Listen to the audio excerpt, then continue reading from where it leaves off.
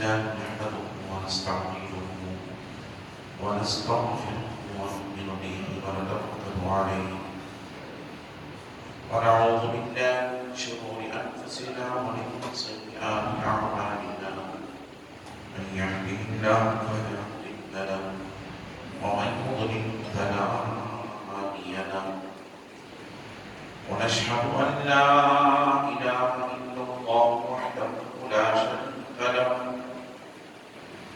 ونشهد أن سيدنا ونبينا وحبيبنا وقريبنا وطريق قلوبنا وشفيعنا وشفاء صدورنا وعالانا وأولانا ومولانا ومرجانا ومأوانا محمدا عبده ورسوله أرسله بالحق بشيرا ونذيرا وداعيا إلى الله بإذنه وسراجا منيرا وقد قال الله تبارك وتعالى في القرآن المجيد والفرقان الحميد أعوذ بالله من الشيطان الرجيم بسم الله الرحمن الرحيم إن الدين عند الله الإسلام صدق الله ورسوله النبي الأمين النذير الكريم ونحن على ذلك لمن الشاهدين والشاهدين والحمد لله رب العالمين. من نعم ربنا إصبع سبحانه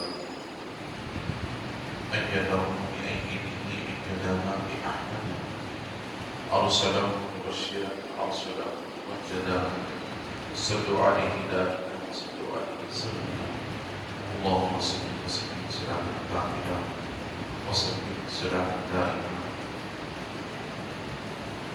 ایک عرب نے آدمی کا بول بالا کر دیا، ایک عرب نے آدمی کا بول بالا کر دیا، خاک کے زخموں پر دوشی سریا کر دیا، بہتانائی سکر ختم رسول مولائے مرکسنی غبار رام و روشنی فروغ باغی سینا جو نہ تھے خدرا پر اوروں کے حالی کر رہے، کیا نظر تو اس نے بردوں کو مسیحا کر دیا.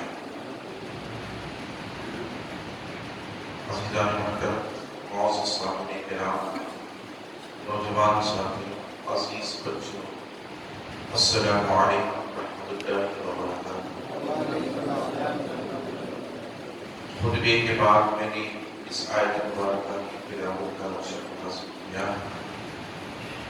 اس کے تھوڑی دیر آپ قرآن کرنا اور اس میں ڈالنے سے قبل آئیں اور آپ سب سے پہلے مبد اختیار کرتی سراج الصالحین انیس العارفین رحمت للعالمین مکے کے سردار مدنی کے تاجدار دائی حلیمہ کے پیارے بے سمال کے سمارے نبی محترم رسول مکرم نور مجسم آفتاب رسالت امام تاب نبوت قومین کی زینت محمد صالح محمد صاحب خود اللہ.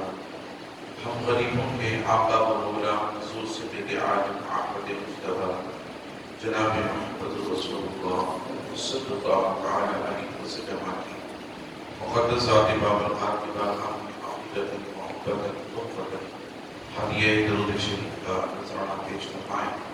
بڑے اللہم صلی علی سیدنا محمد وعلی آل سیدنا محمد وبارک وسلم.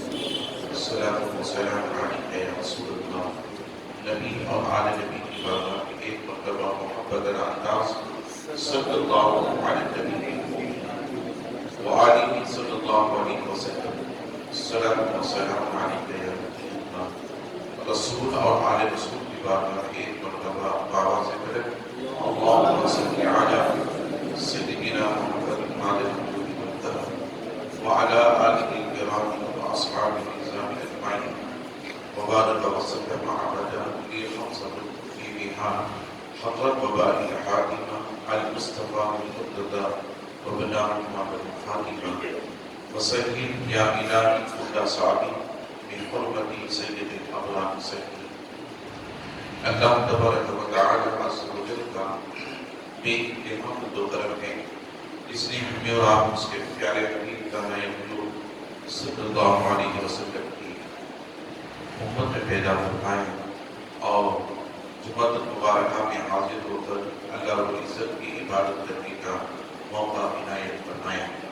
لاکھوں کروڑوں درود و سلام اس کے آخری پیارے رسول علیہ الصلوۃ والسلام کی مقدس ذات بابرکات پر جن کے خاطر اللہ رب العزت نے تمام کائنات کا فضل بخشا۔ عزیزان محترم، ماہ رمضان مبارک کے گزرنے کے بعد یہ پہلا جمعہ ہے ماہ شوال کا، اور آج غالباً 4 تاریخ ہے اور سن 2025 عیسوی ہمارے اور آپ کے درمیان سے جو ہے یہ گزر رہا ہے مہینہ۔ یہ سال 2025 عیسوی کے سال میں ہم اور آپ داخل ہیں، اور یہ پہلا جمعہ ہے شوال المقدم کا۔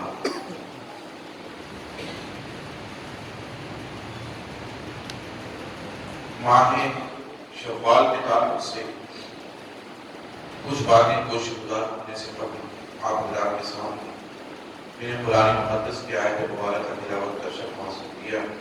اللہ تعالیٰ ارشاد فرماتا ہے ان الدین عند اللہ الاسلام، بے شک اللہ کے نزدیک دین اسلام ہی ہے جو پسندیدہ دین ہے اور مذہب ہے۔ عزیزان محترم، مسلمان وہی کہلاتا ہے جو دین اسلام کے دائرے میں رہ کر اپنی زندگی گزارے، اللہ رب العزت کے احکامات پر اور اللہ کے پیارے حبیب علیہ السلام کے فرامین اور سنتوں پر عمل کرتا ہوا زندگی گزارے تو وہ مسلمان کہلاتا ہے۔ عزیزان محترم، ماہ رمضان کے گزر جانے کے بعد شوال کا مہینہ آیا تو اس کی 5 خصوصیات ہیں جس کے تعلق سے میں آپ حضرات کے سامنے کچھ باتیں گوشہ گزار کرنا چاہتا ہوں۔ اس کی 5 باتوں میں سے 5 خصوصیات میں سے پہلی خصوصیت یہ کہ اللہ کے پیارے حبیب علیہ السلام کے مقدس صحابی حضرت ابو ایوب انصاری رضی اللہ تعالی جو مدینہ المنورہ کے رہنے والے اور آقا علیہ السلام جب ہجرت فرما کر مکہ مکرمہ سے مدینہ طیبہ تشریف لے گئے تو آقا علیہ السلام مہمان رہے اور یہ حضور علیہ السلام کے میزبان رہے، اور اللہ کے پیارے حبیب علیہ السلام انہی کے گھر میں قیام فرمایا۔ آپ فرماتے ہیں کہ اللہ کے پیارے حبیب علیہ السلام نے فرمایا جس نے ماہ رمضان میں روزے رکھے اخلاص اور للہیت کے ساتھ تو اللہ تبارک و تعالی عز و جل اس کے گناہوں کی مغفرت فرما دیتا ہے، اور جب ماہ رمضان گزر جائے تو ماہ رمضان گزرنے کے بعد شوال کا مہینہ آتا ہے تو شوال کے مہینے کے 6 روزے ہوتے ہیں، یہ روزے نفل کہلاتے ہیں،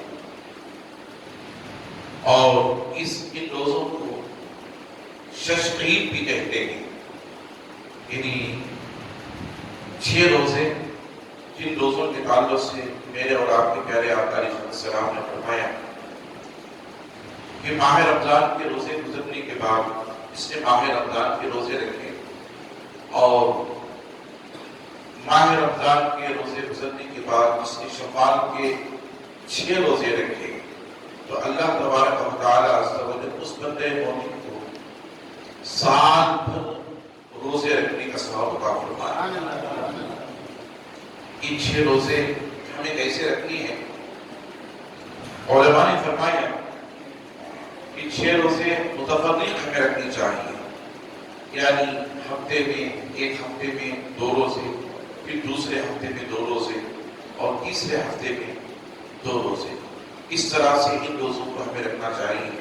ہاں اگر کوئی لگاتار وہ اس خیال سے کہ ماہ رمضان میں روزے رکھا تھا، پھر اس کے بعد عید کا ایک دن گزارنے کے بعد عید کے دوسرے دن سے لگاتار اگر 6 روزے کے رکھنا چاہے تو رکھ سکتا ہے، اور اس کے لیے بھی یہی فضیلت ہے۔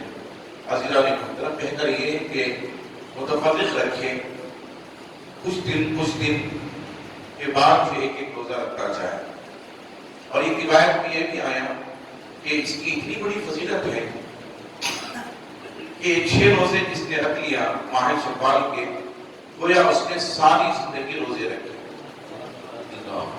اس کی بڑی فضیلت ہے، اور اس کی پہلی تو وجہ یہ رہی، پہلی جیسے عید کا دن گزرتا ہے تو ماہ رمضان کے گزرنے کے بعد عید کا دن آتا ہے، تو عید کے دن اللہ تبارک و تعالی عز و جل روزوں کی برکت سے، اور اللہ تعالی عید کے دن اس کے روزوں کی قبولیت کا فرمان جاری فرماتا ہے، اے میرے بندے، آج میں نے تیرے روزوں کو قبول فرمایا، اور روزوں کی عیدی آج میں تجھے عطا کرنے والا ہوں۔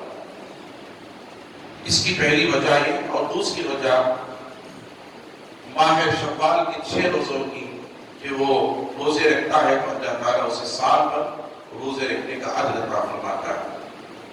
اور اس کی تیسری وجہ یہ ماہ شوال کی حضرت عائشہ صدیقہ رضی اللہ تعالیٰ عنہ فرماتی ہے کہ آقا علیہ السلام ایک مرتبہ ماہ رمضان میں اعتکاف کرنے کا حضور علیہ السلام کو موقع نہیں ملا، اور اسی وجہ سے اعتکاف چھوٹ گیا، تو ماہ شوال میں آقا علیہ السلام نے اس کی قضا فرمائی۔ ماہ شوال وہ مہینہ ہے جس مہینے میں آقا علیہ السلام نے ماہ رمضان کے اعتکاف کی قضا ماہ شوال میں فرمائی۔ عزیزان محترم، اور اس کی چوتھی وجہ یہ کہ ماہ شوال میں آقا علیہ السلام کے فرمان کے مطابق ماہ شوال کی بڑی فضیلت ہے۔ بہت سے لوگ کے اشکالات ہیں، خیالات ہیں کہ ماہ شوال میں شادی نہیں کرنی چاہیے۔ یہ پچھلے دور میں آقا علیہ السلام کے دور حیات میں یہ بات پائی جاتی تھی کہ شوال مقدس مہینہ ہے، اور اس مہینے میں جو شادی کرتا ہے اس کا خلا اور اس کا طلاق ہو جاتا ہے۔ اس وجہ سے لوگ مغرب نہیں کرتے تھے اور شادی نہیں کرتے تھے۔ عزیزان محترم، روایات میں آتا ہے کہ شوال کا مہینہ وہ مہینہ ہے جس مہینے میں حضرت عائشہ صدیقہ رضی اللہ تعالیٰ عنہ کا نکاح آقا علیہ السلام کے ساتھ ہوا، اور رخصتی بھی حضرت عائشہ صدیقہ رضی اللہ تعالیٰ عنہ کی شوال ہی کے مہینے میں آقا علیہ السلام کے گھر ہوئی۔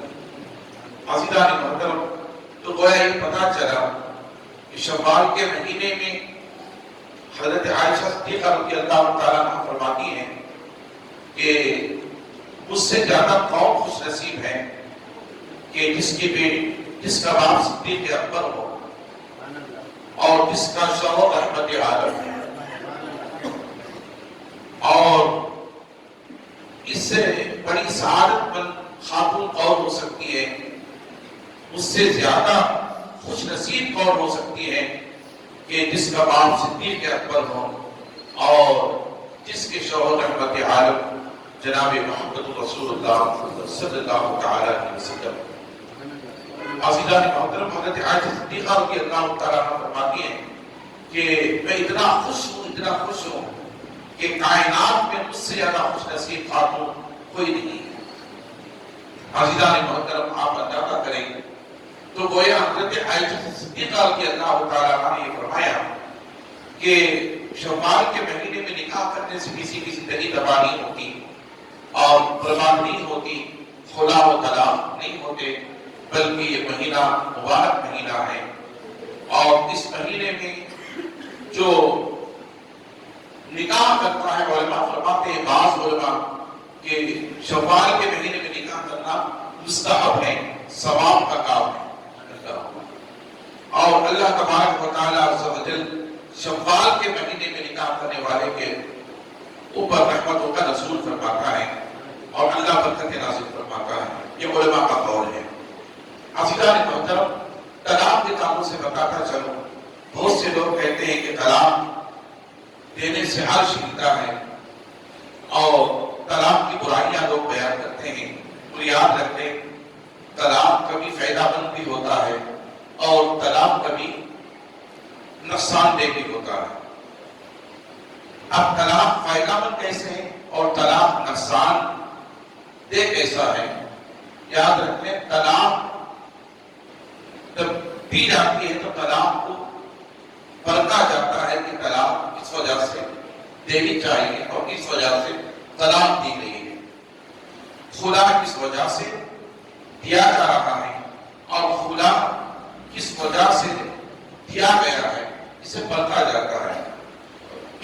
بعض اوقات ایسے بھی ہوتے ہیں، میاں بیوی میں اتنے جھگڑے ہوتے ہیں، اتنے فسادات ہوتے ہیں کہ جینا دوپہر ہو جاتا ہے، اور اسلام کے اندر کچھ چیزیں ایسی ہیں کہ اسلام کے دائرے سے ہٹ کر اگر کوئی اپنے بیوی کے ساتھ زندگی گزارنا چاہتا ہے تو اس کی زندگی دوبر ہو جاتی ہے، تو اسلام کے خلاف ہوتا ہے۔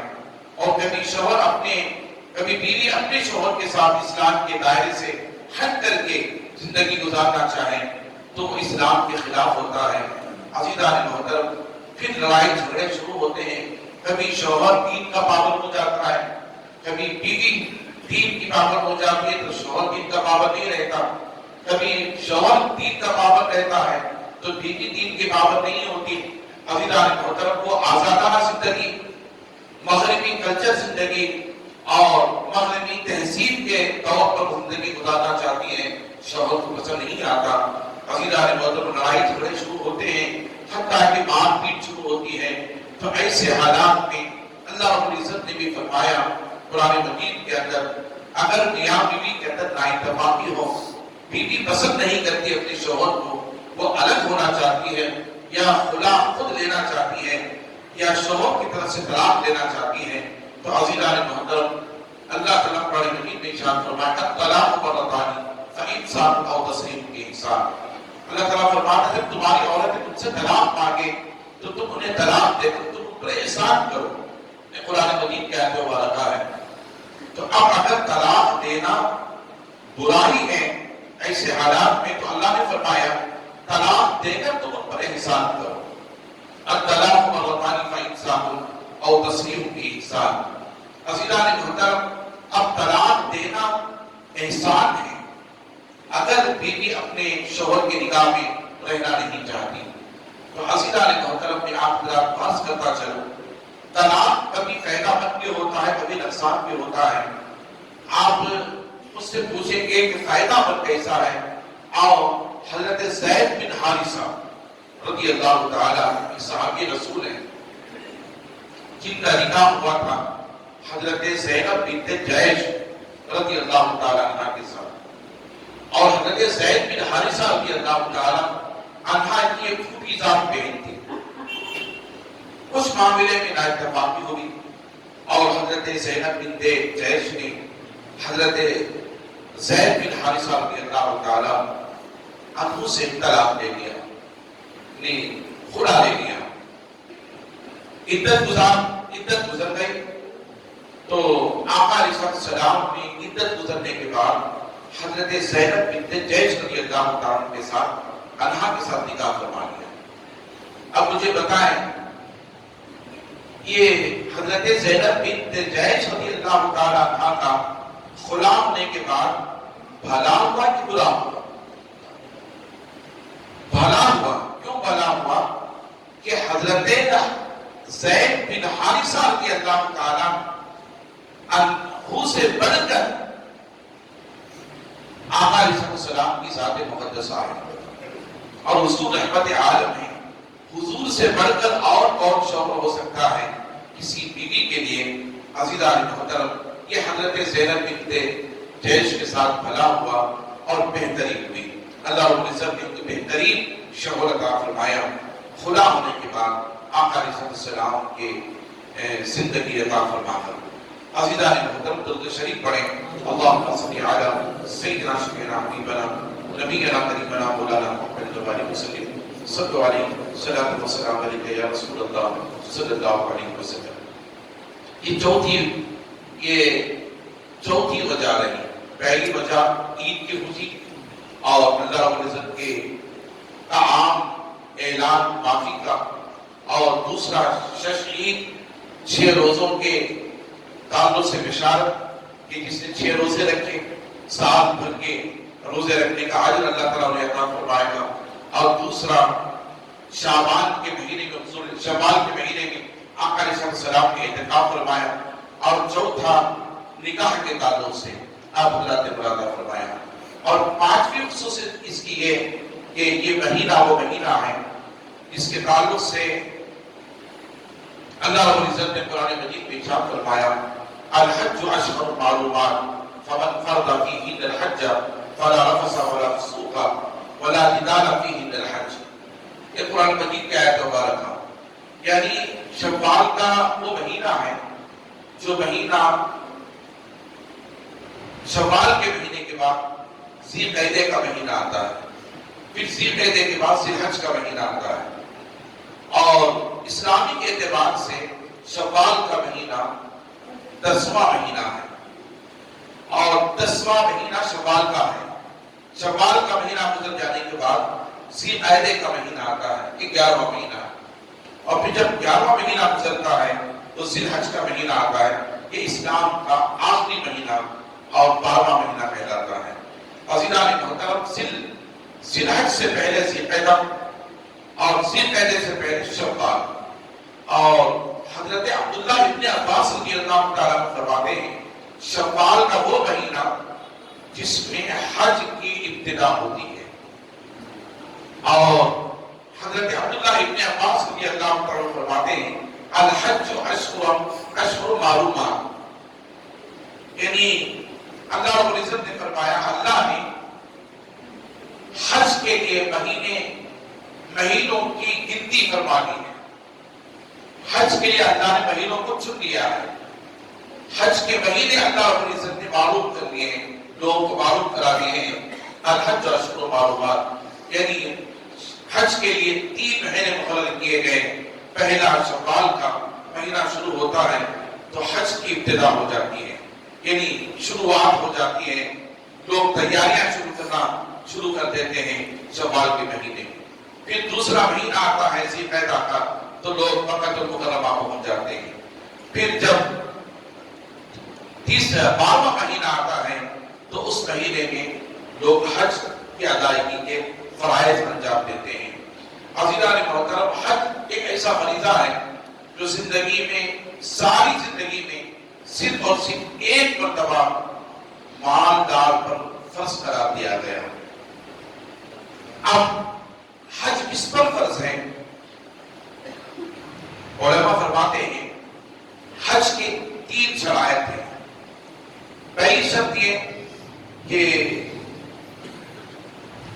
جو حاجی ہو، حج کرنے کا ارادہ رکھتا ہو تو وہ شخص زاد راہ رکھتا ہو، یعنی سب اپنے گھر سے نکل کر مکہ مکرمہ پہنچنے تک سفر کا خرچ رکھتا ہو. پھر وہاں سے نکل کر حج ادا ہونے کے بعد اپنے گھر کو لوٹنے تک سفر کا خرچ رکھتا ہو. اسے کہتے ہیں زاد راہ، سفر کے اخراجات. یہ پہلی شرط ہے. اور دوسری شرط یہ کہ حج کر کے لوٹنے تک وہ اپنے بیوی بچوں اہل و عیال کے لیے اس کے آنے تک خرچ رکھتا ہو اور وہ اتنا روپیہ چھوڑ کر گیا ہو کہ اس کے آنے تک اس کے بیوی بچے تھے آسانی کے ساتھ زندگی کھا پی کر گزار رہے تھے. یہ دوسری شرط ہے. اور تیسری شرط یہ کہ جب تک وہ وہاں رہے مکہ المکرمہ میں، اس کے پاس اتنا پیسہ ہو کہ وہ قربانی دے سکے اور وہ رہ کر کے مکہ المکرمہ میں اور مدینہ المنورہ میں دن اور ایام گزار سکے، اور وہ جو ہے بآسانی اپنے پیسے سے اپنے خرچ سے حج کی ادائیگی کر سکے۔ عزیزان محترم، یہ 3 شرائط ہیں جس کے تعلق سے علماء اکرام نے انہی شرطوں میں سے ایک شرط یہ کہ راستہ آسانی کے ساتھ گزرے۔ پہلے جب لوگ حج کرتے تو اونٹوں پر، اونٹنیوں پر حج کیا کرتے تھے۔ ان کے پہلے آج جیسے آسانی ہو چکی ہے، فلائٹ کے ذریعے لوگ پہنچ جاتے ہیں، 4 گھنٹے 5 گھنٹے میں جدہ پہنچ جاتے ہیں، مگر پہلے جب حج کرنا ہوتا تو اونٹنیوں پر، اونٹوں پر سوار ہو کر جاتے، کوئی بیابانہ جاتے، کوئی پیدل جاتے اور کوئی خچر پر جاتے، کوئی گدھے پر سوار ہو کر جاتے۔ یہ انبیاء اکرام علیہ السلام کی سنت مبارکہ بھی ہے کہ خچر جو ہے وہ گدھے سے اونچا ہوتا ہے اور گھوڑے سے نیچا ہوتا ہے۔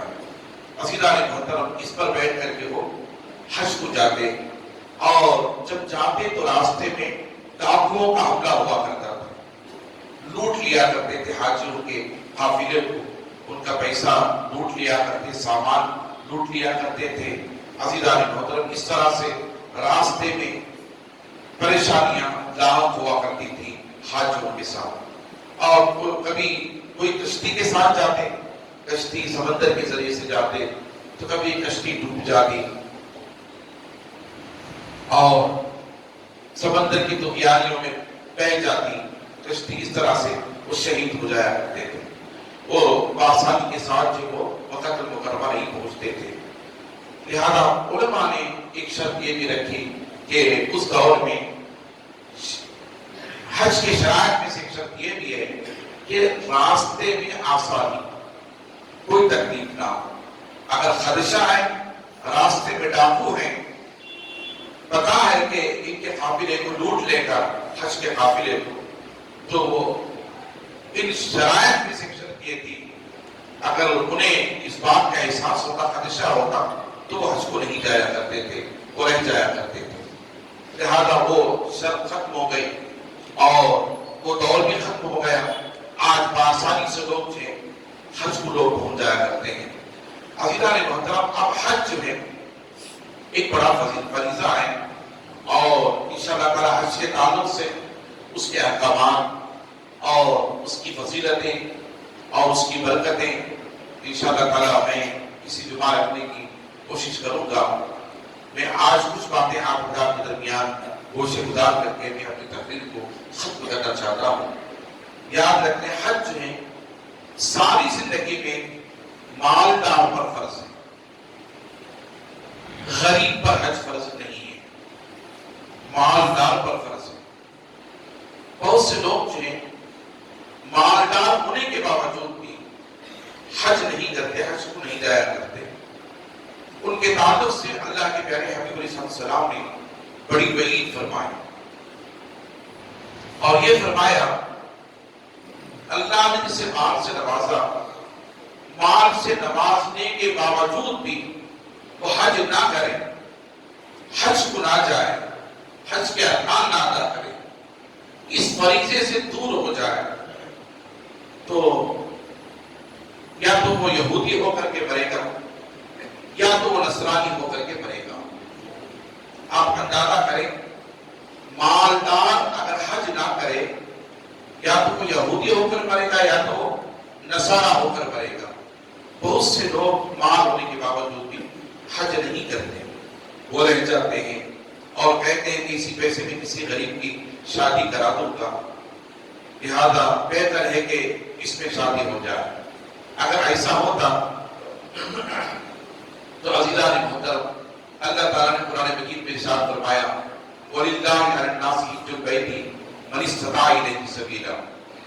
اللہ تعالیٰ فرماتا ہے اللہ نے حج اس پر فرض قرار دیا ہے جو چل کر اس کے گھر تک پہنچ کر حج کرنے کی استطاعت رکھتا ہے۔ وَلِلَّهِ عَلَى النَّاسِ حِجُّ الْبَيْتِ من استطاع الیہ سبیلا۔ عزیزان محترم، آپ اندازہ کریں بہت سے لوگ اس خیال میں بھی حج نہیں کرتے، اور بہت سے لوگ اپنے اہل و عیال کا سوچ کر حج نہیں کرتے کہ اگر میں یہ پیسہ اپنے حج کے خرچ پہ لگا دوں گا تو اتنا پیسہ خرچ ہو جائے گا، یہی پیسہ میرے بیوی بچوں کے خرچ میں چھوڑ دوں تو ان کی زندگی بسر ہوتی رہے گی۔ عزیزان محترم، یہ غلط فہمی ہے، لہذا اللہ کے پیارے حبیب علیہ السلام ارشاد فرماتے ہیں اگر حج نہ کرے مالدار تو یا تو یہودی ہو کر مرے گا یا تو نصارہ ہو کر مرے گا، اور اس کے تعلق سے میری کوئی ذمہ داری نہیں ہے، میں اس کا ذمہ نہیں کہ وہ مسلمان ہے اور میں اس کی شفاعت کراؤں گا۔ کتنی بڑی بعید اور کتنی بڑی ذمہ داری اللہ کے پیارے حبیب علیہ السلام نے اپنی اوپر لی، جبکہ اللہ کے حبیب علیہ السلام ہمیشہ اپنی امت کے لیے مغفرت کی دعا مانگا کرتے تھے، امت سے بے پناہ محبت کیا کرتے تھے اور امت سے پیار کیا کرتے تھے، صبح و شام اپنی امت کو یاد کر کے رویا کرتے تھے، اور جب پیدا ہوئے تب بھی حضور کی آنکھوں میں آنسو تھے، اور سجدے میں سر رکھ کر کے اللہ کی بارگاہ میں عرض کرنے لگے رب حبلی امتی، رب حبلی امتی، اے اللہ تو میری امت کو میرے حبا فرما، میری امت کی مغفرت فرما۔ اور پھر جب آپ 63 سالہ زندگی ظاہری زندگی گزارتے رہے، ساری زندگی معراج کے موقع پر تاک راتوں میں کبھی جو ہے غار ثور کے اندر، غار حرا کے اندر، کبھی راتوں میں جاگ جاگ کر اللہ کے حضور قیام میں رہ کر، سجدوں میں رہ کر اپنی امت کی مغفرت کے لیے دعا مانگا کرتے تھے۔ ایسے رحمت العالمین ہو کر پھر جب قبر اکبر کے اندر تشریف لے گئے تو قبر اکبر کے اندر بھی آقا علیہ السلام نے اپنے ہونٹوں کو ہلانا شروع فرمایا۔ حضرت عباس رضی اللہ عنہ کی اجازت دے کر مولا کائنات رضی اللہ تعالی عنہ نے کان رکھ کر کے حضور علیہ السلام کے اقوال کو، قول کو سنا تو یہ فرما رہے تھے قبر اکبر کے اندر جب حضرت علی اور حضرت عباس رضی اللہ تعالی عنہما قبر اکبر کے اندر حضور کو لٹا رہے تھے تو حضور کے ہونٹ ہل رہے تھے۔ حضرت علی کرم اللہ وجہہ کریم نے کان رکھ کر کے سنا تو یہ فرما رہے تھے اللہ کے حضور رب حبلی امتی، رب حبلی امتی، اے اللہ تو میری امت کی بخشش فرما دے، تو میری امت کی بخشش فرما دے۔ وہ کیسا رسول، کیسا رحمت العالمین، وہ کیسا شفیع رسول تھا جس کے تعلق سے میرا رب نے فرمایا لقد جاءکم رسول من انفسکم عزیز علیہ ما عنتم حریص علیکم بالمؤمنین رؤوف رحیم۔ اللہ فرماتا ہے تحقیق یہ آنے والا تمہاری جانب جو رسول ہے، لقد جاءکم رسول من انفسکم، یہ مومنوں کی جانوں سے محبت کرتا ہے۔ اللہ من انفسکم رسول من انفسکم عزیز علیہ ما عنتم حریص علیکم بالمؤمنین رؤوف رحیم۔ اور یہ مومنین کے لیے، اپنی امت کے لیے رؤوف بن کر کے گیا ہے، رحیم بن کر کے گیا ہے، شفیق بن کر کے گیا ہے، محبت کرنے والا بن کر کے گیا ہے، اور شفقت کرنے والا بن کر کے گیا ہے، اور حریص بن کر کے گیا ہے۔ عزیزان محترم، کیسا رسول تھا۔ ہم دولت جمع کرتے ہیں اپنی اولاد کی خاطر، کبھی ہم اپنی اولاد کے حریص ہوتے ہیں، کبھی ہم دنیا کی دولت کے حریص ہوا کرتے ہیں، کبھی زمین کے حریص ہوا کرتے ہیں، کبھی پیسے کے حریص ہوا کرتے ہیں، مگر ہمارے پیارے آقا علیہ السلام جب دنیا میں تشریف لائے تو میرا رب فرماتا ہے اے میرے بندو تم دنیا کے حریص ہو اور میرا محبوب تمہارا حریص ہے۔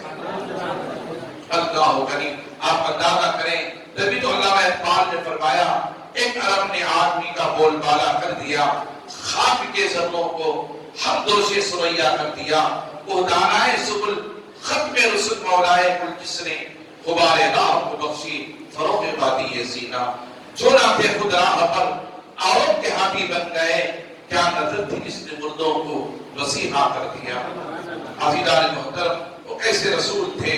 عزیزان محترم، میں آپ اللہ کو عرض کرتا چلوں حج کے تعلق سے، یہ وہ مہینہ ہے الحج اشہر معلومات، یہ مہینہ وہ مہینہ ہے جو حج کے ابتدا کرنے کا مہینہ ہے، حج کے شروع کرنے کا مہینہ ہے، لوگ اس مہینے میں تیاریاں شروع کر دیتے ہیں اور اس مہینے میں آغاز کیا کرتے ہیں حج کے لیے۔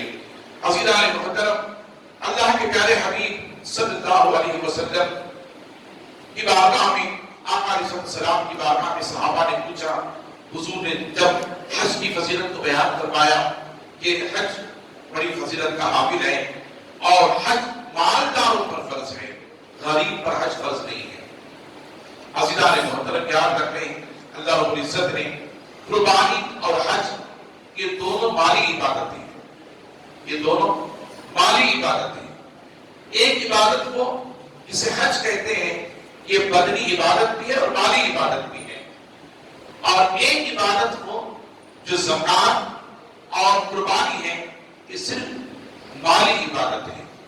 بندہ اپنے مال کی زکات نکالتا ہے تو وہ مالی عبادت کہلاتی ہے، بندہ اپنے مال کے ذریعے سے قربانی پیش کرتا ہے تو وہ مالی عبادت کہلاتا ہے۔ تو تین چیزیں، تین عبادتیں ایسی ہیں جو عبادتیں غریب پر نہیں ہیں، جو عبادتیں غریب پر نہیں ہیں۔ ان میں سے ایک عبادت وہ بھی ہے جو فطرہ کہلاتی ہے، یہ بھی غریب پر نہیں ہے۔ عزیزان محترم، ایک عبادت زکات غریب پر نہیں ہے، ایک عبادت فطرہ غریب پر نہیں ہے، ایک عبادت حج غریب پر نہیں ہے، ایک عبادت قربانی غریب پر نہیں ہے۔ عزیزان محترم، یہ مالداروں پر ہے، فطرہ بھی مالدار ادا کرے گا، زکات بھی مالدار ادا کرے گا، قربانی بھی مالدار ادا کرے گا، حج بھی مالدار ادا کرے گا۔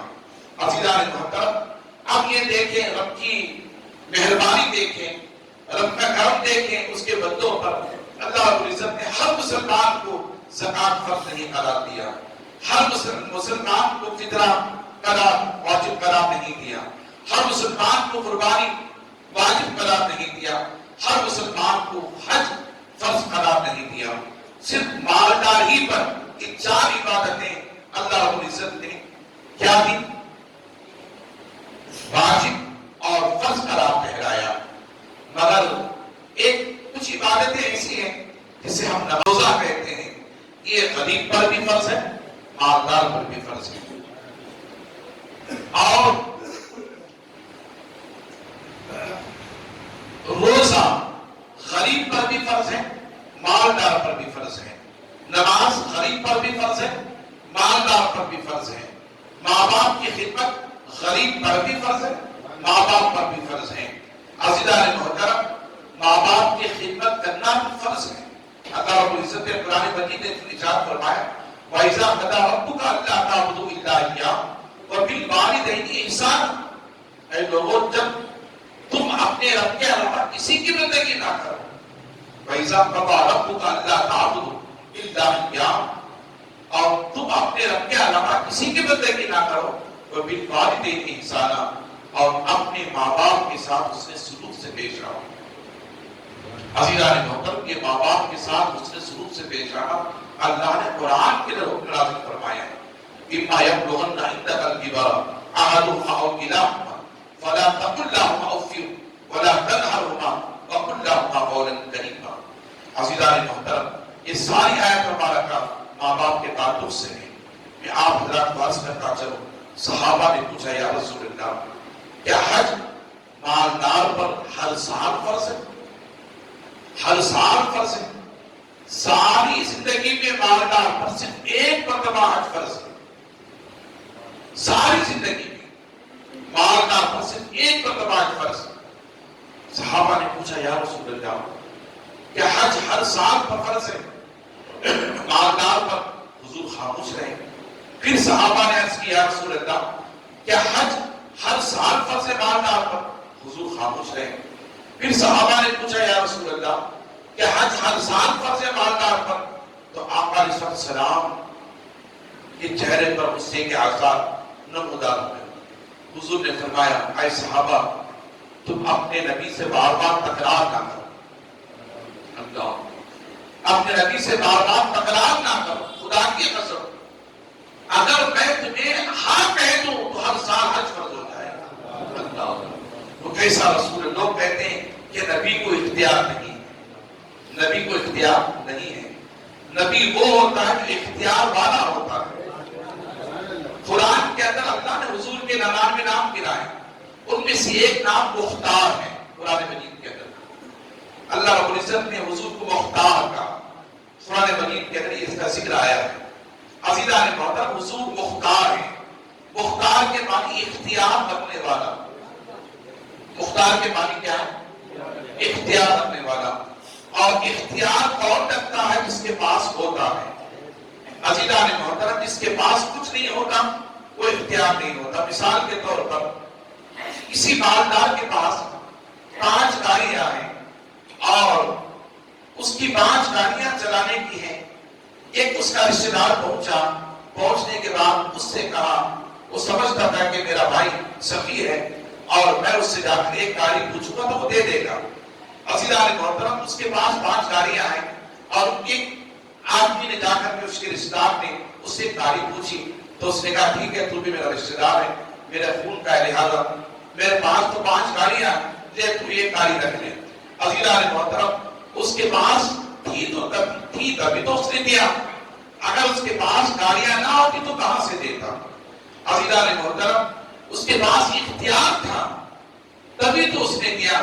مگر میرے رسول ارشاد فرماتے ہیں اللہ نے مجھے باکانہ و ما یکون کا علم عطا فرما کر بھیجا، اور اللہ نے مجھے زمین و آسمان کے خزانوں کی کنجیاں عطا فرمائی۔ میرے آقا ارشاد فرماتے ہیں 7 آسمان 7 زمین کے خزانوں کی کنجیاں اللہ نے مجھے عطا فرمائی۔ عزیزان محترم، اللہ نے 7 آسمان 7 زمین کے خزانوں کی کنجیاں کسے عطا فرمائے؟ کیا وہ اختیار والا نہیں ہوتا؟ اللہ نے قرآن میں فرمایا اِنَّا أَعْطَيْنَاكَ الْكَوْثَرَ، اے محبوب ہم نے آپ کو خیر کثیر عطا فرمایا۔ تو خیر کثیر کے مالک اللہ کے حبیب کو اللہ رب العزت نے بنایا۔ اجمل سلطان پوری فرماتے ہیں اللہ سب کا خالق، سرکار سب کے مالک۔ اللہ سب کا خالق، سرکار سب کے مالک۔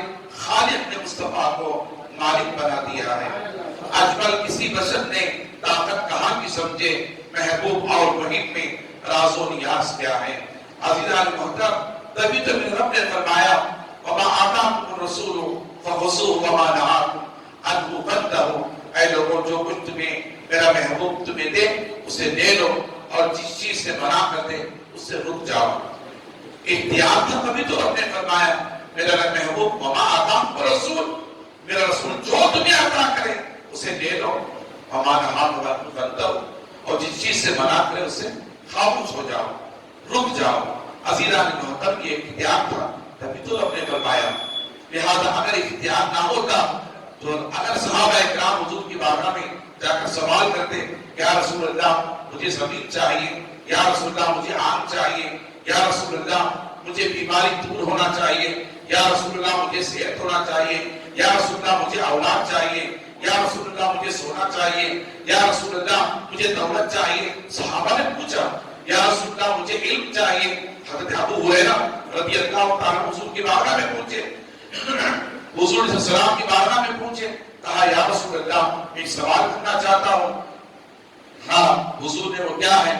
تو حضرت ابو ہریرہ نے کہا یا رسول اللہ آپ نے فرمایا بلغوا عنی ولو آیا، جو کچھ تم مجھ سے سنتے ہو اسے یاد کرو، دوسروں تک پہنچاؤ، میں پہنچانے سے پہلے بھول جاتا ہوں۔ یا رسول اللہ مجھے صحت چاہیے۔ اللہ ایسے صحابہ ہیں، مجھے صحت چاہیے۔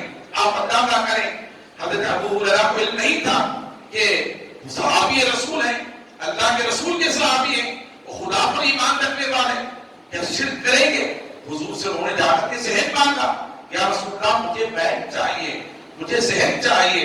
اللہ اکبر، حضور نے مسکرا کر فرمایا اے ابو ہریرہ اپنی چادر پھیلاؤ۔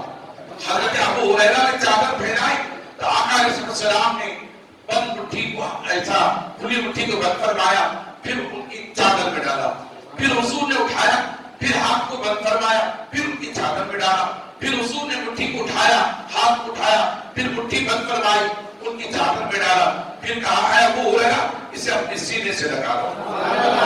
کہتے سبحان اللہ، ارے مچل کر کہتے سبحان اللہ۔ اگر حضور سے معاملہ شد ہوتا تو حضور فرماتے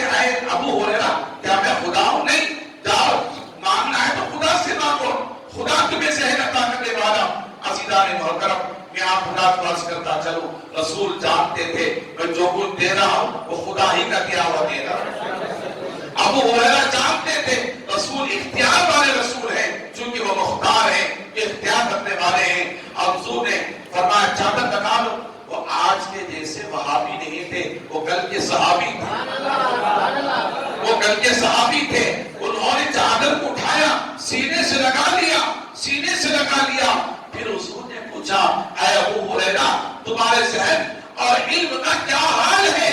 تو ابو ہریرہ نے کہا یا رسول اللہ قسم خدا کی جو کچھ میں بھول گیا تھا وہ ساری حدیثیں مجھے یاد ہو گئی۔ یہ حضور کے خالی ہاتھ کا یہ حال ہے۔ اسی لیے تو کسی نے کیا خوب فرمایا میرے کملی والے کی شان ہی نرالی ہے، میرے کملی والے کی شان ہی نرالی ہے، دو جہاں کے داتا ہیں اور ہاتھ خالی ہیں۔ وآخر دعوانا ان الحمد للہ رب العالمین۔ سنت